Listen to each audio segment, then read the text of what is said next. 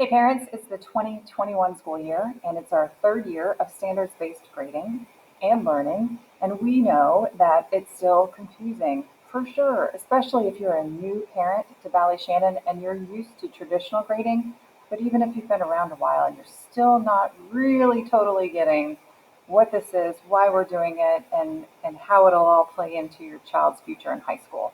So we've created a series of videos for you that you can watch at your leisure anytime, start, stop, rather than in-person trainings, but we're willing to offer anything. We're willing to offer in-person trainings, we're willing to offer virtual trainings, we're willing to do whatever it takes to make sure that everyone understands what we're doing and the why behind what we're doing and how to support your students best.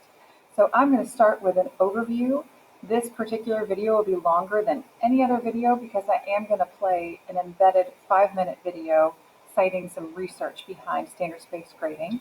So for those of you that are like, what are you doing this for? Is there any proof that this actually works?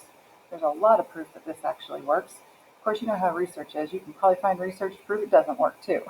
But from our experience in this building, it is working to help students achieve mastery so that they can achieve at higher levels when they get to high school. So, next slide is why. Why are you even doing this? Why would anyone move to standards-based grading rather than traditional grading? And so I'm going to play a video for you of Mr. Doug Reeves, who is one of many experts in standards-based grading. We're only going to watch about the first 5-ish minutes.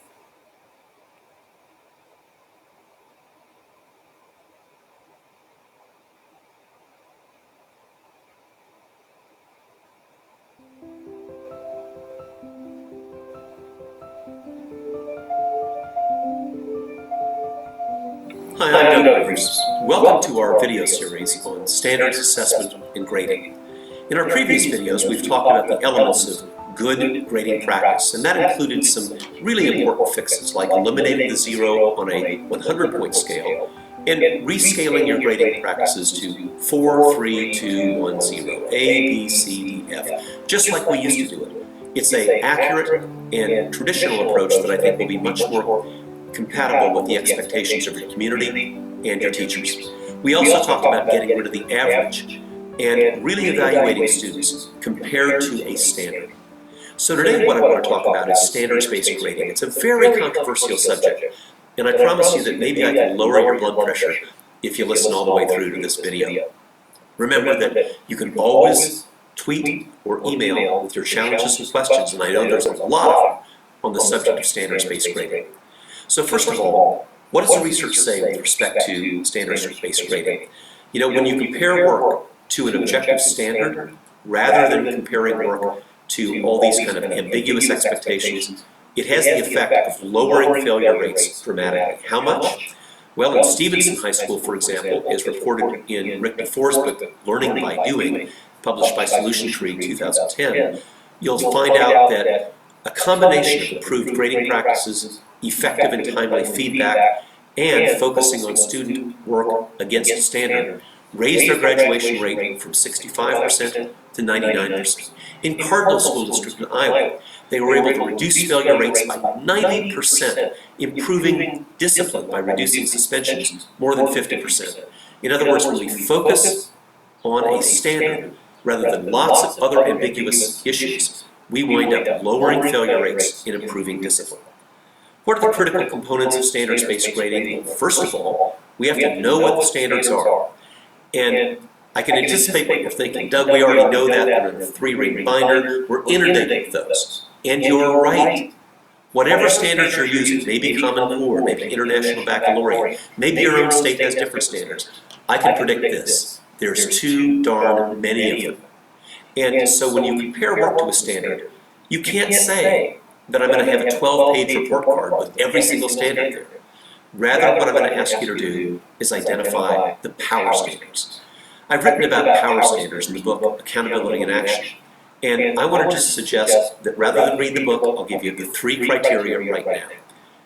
Power standards meet the following criteria. Number 1, they have leverage. That is, a power standard gives me something that, if I really work on it hard, helps me not only in my class, but in other classes. Let me offer a couple of examples. One of the most important things that kids can do is nonfiction writing, informational writing, writing to inform, writing to persuade, nonfiction writing. And when we do that well, it helps us elaborate more in math classes, helps us do better science lab reports, certainly helps us in essays and social studies classes. Writing is a standard that really has leverage. One more example. In our math classes, typically, our students learn about charts and graphs. But think about it. A really good informational essay in English language arts might elaborate a paragraph with a chart and a graph. Certainly in social studies, when we're looking at demographic data, geographic data, when we're looking at trends in history, charts and graphs are really important. So that's something that has leverage. Another criteria for power standards is endurance. That is this something that I only need for this year, or is it something that I'm going to be able to use year after year after year? And the third standard has to do with what's most essential for the next level of learning. Here's what I want to respectfully ask that you do. If you're teaching third grade, ask a fourth grade teacher, what's most essential for my students to go to your class with confidence and success? You want to know what that teacher in the next higher level is going to say. They're not going to say, make sure you cover every single standard. They're going to give you a list that is brief and focused. So if you apply these three criteria for power standards, remember, leverage applies in more than one class, endurance is going to last for many years, and essential for the next grade level through an intergrade dialogue, you're going to narrow the focus of what you decide to report. How do you organize your grade book? I think it's fairly straightforward. Whether you're using a handwritten grade book or a computerized grade book, you have the students in the left-hand column. And across the top, you don't have every single standard, but you have the power standards. And you're able to identify, as you provide feedback to students throughout the semester, how they're doing in the most important standards. And that's the sort of thing that you can literally cut and paste into a supplementary report so students and their parents know exactly what your expectations are and how they're doing. Now, how do we apply these standards to daily tasks and practice in the classroom?